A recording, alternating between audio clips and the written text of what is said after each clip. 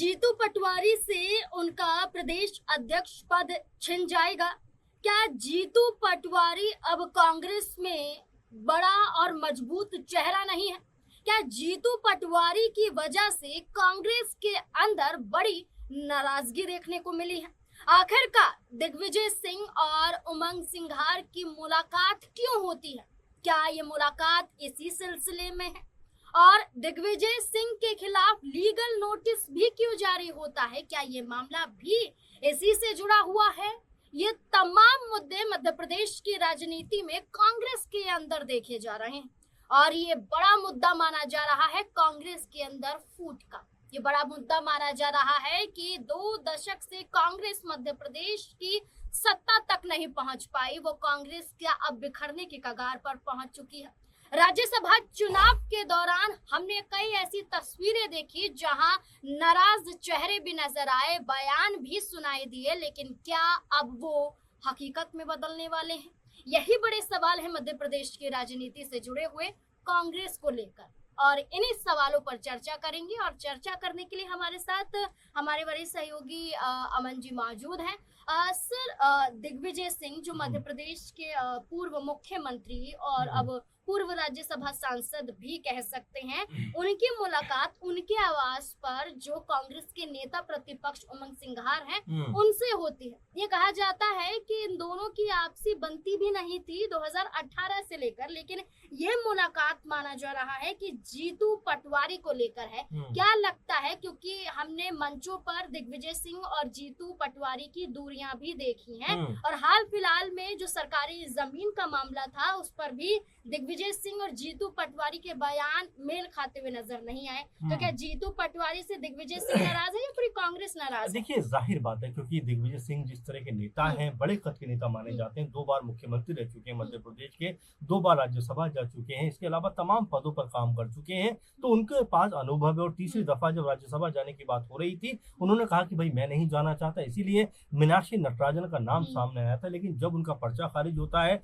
उसके बाद में जो प्रेस कॉन्फ्रेंस होती है, और तब से लगातार देखा जा रहा है कि दिग्विजय सिंह और जीतू पटवारी के बीच में दूरियां बढ़ती हुई दिखाई पड़ती हैं। आपको याद होगा कि इससे पहले जब मोहन यादव ने तमाम तरह के आरोप जो हैं जीतू पटवारी के ऊपर लगा दिए थे, तमाम तरह से उन्होंने कहा था कि आखिर चुनाव हारने वाले व्यक्ति को अध्यक्ष कैसे बनाया जा सकता है, और तमाम ऐसे शब्दों का प्रयोग किया था जिसको लेकर दिग्विजय सिंह ने भी कहा था कि मोहन यादव को ऐसे शब्दों का इस्तेमाल नहीं करना चाहिए। यानी कि उस समय वो पूरी तरीके से जीतू पटवारी के समर्थन में आए। लेकिन मीनाक्षी नटराजन के बाद मामले के बाद में लगातार जीतू पटवारी और कह सकते हैं कि दिग्विजय सिंह के बीच में दूरियां बढ़ती चली जा रही हैं, क्योंकि जब जो है जो एक तरीके से जब ट्रस्ट को जगह दी गई थी, उसको लेकर भी सवाल उठाया था जीतू पटवारी ने। तब दिग्विजय ने कहा था कि नहीं, ये कोई बड़ा मुद्दा नहीं है, और जो सरकार ने दिया है वो सरकारी नीति के तहत ही दिया है। नहीं कि एक तरीके से जीतू पटवारी के पक्ष में न खड़े होकर वो मोहन यादव के पक्ष में खड़े हुए दिखाई पड़े। और अब जब इस तरह का मामला सामने आता है कि जहां पर जीतू पटवारी को लेकर भी चर्चा है कि क्या उनसे उनका पद छीना जा सकता है, क्या वो जो है अब अध्यक्ष नहीं रहेंगे मध्य प्रदेश के, तो खलबली मचती हुई दिखाई पड़ती है। सर, जीतू पटवारी को लेकर कांग्रेस के पूर्व प्रदेश महासचिव राकेश सिंह यादव वो 30 साल से कांग्रेस पार्टी के साथ जुड़े हुए थे, लगातार कार्य कर रहे थे, लेकिन हाल फिलहाल में उन्होंने अपना इस्तीफा भी सौंप दिया है और ये इस्तीफा जीतू पटवारी को सौंपा जाता है।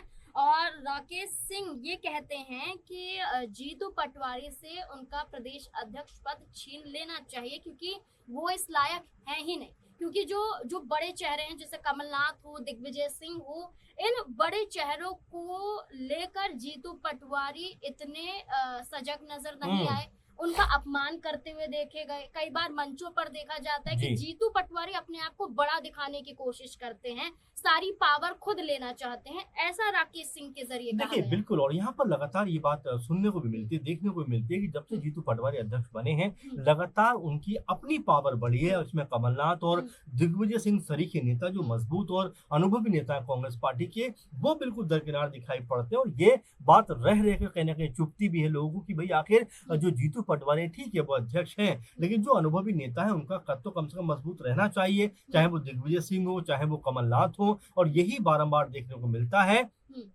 कि जीतू पटवारी की तरफ से लगातार इन वरिष्ठ नेताओं को इग्नोर किया जाता है और अब जिस तरह से माहौल बना हुआ दिखाई देता है, क्योंकि दतिया पर उपचुनाव है और यहाँ पर कांग्रेस पार्टी, चूंकि उन्हीं की ये सीट थी, उन्हीं के जो विधायक थे राजेंद्र भारती, वो जिस तरह से यहाँ पर उनकी विधायकी गई है, उसके बाद में चुनाव का जो तारीख तय हुई है 30 जुलाई को। अब यहाँ कांग्रेस पार्टी की तरफ से मंथन का दौर जारी है कि आखिर चुनाव कौन लड़ेगा और माथापच्ची होती हुई दिखाई देती है। ऐसे में अब जो कांग्रेस आला कमान है वो फैसला क्या लेता है, इस पर निगाहें लगी रहेंगी कि क्या वाकई में जीतू पटवारी के पक्ष का यहाँ पर कोई प्रत्याशी उतरता है, क्या यहाँ पर दिग्विजय सिंह अपनी बात को मनवाते हुए दिखाई पड़ते हैं। तो अभी मध्य प्रदेश में खासकर कांग्रेस पार्टी में खेल होना बाकी है, क्योंकि जीतू पटवारी फिलहाल जिस तरीके से ऐसा लगता है अलग थलग पड़े हुए हैं, उससे हो भी सकता है कि उनका पद उनके हाथों से जाता हुआ दिखाई पड़ जाए। बिल्कुल, एक तरफ जीतू पटवारी का मुद्दा है जिसे लेकर कांग्रेस के अंदर ये कहा जा रहा है कि आपसे सहमति नहीं है, कोई जीतू पटवारी के पक्ष में है और कमलनाथ, दिग्विजय सिंह, ये बड़े चेहरे जीतू पटवारी के पक्ष में नजर नहीं आते हैं।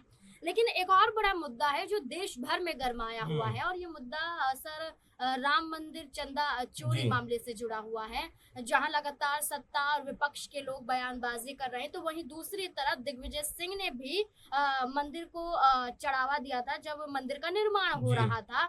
उस दौरान ये कहा गया कि उन्होंने 1,11,000 रुपए दान दिए थे, लेकिन अब दिग्विजय सिंह वो जो चढ़ावा था वो वापस मांगते हैं, तो उनके खिलाफ लीगल नोटिस जारी कर दिया जाता है। वाराणसी के जो वकील हैं, अधिवक्ता है शशांक शेखर त्रिपाठी के जरिए, वो ये कह रहे हैं कि राजनीतिक लाभ उठाने के लिए पहले दान दिया गया, अब जब ये चोरी का मामला सामने आ रहा है तो दान वापस लेने की बात की जा रही है। तो ये हिंदू की आस्था के साथ खिलवाड़ किया जा रहा है। बिल्कुल, ये तो खैर मामले राजनीतिक तौर पर देखे जा सकते हैं, जहाँ पर जाहिर बात है कि हर कोई अपनी राजनीति को चमकाना चाहता है, क्योंकि यहाँ पर तमाम तरह के बयान निकल के सामने आते हैं, चाहे कांग्रेस पार्टी की बात करें, चाहे बीजेपी खेमे की बात करें, सपा की बात करें, बसपा की बात करें, सभी लोग एक तरीके से यहाँ पर बयानबाजी करते हुए दिखाई पड़ रहे हैं। क्योंकि नाज़मीन, अपने आप में मुद्दा भी बहुत बड़ा है, गंभीर मुद्दा है कि जो लोग चढ़ावा चढ़ाते हैं मंदिर में अपनी आस्था के नाम पर और तमाम तरह से अपनी जेबों से वहां पर दान देते हुए दिखाई पड़ते हैं, तो आखिर उनकी आस्था पे कोई कैसे खिलवाड़ कर सकता है, ये अपने आप में मुद्दा बड़ा बनता हुआ दिखाई पड़ता है। और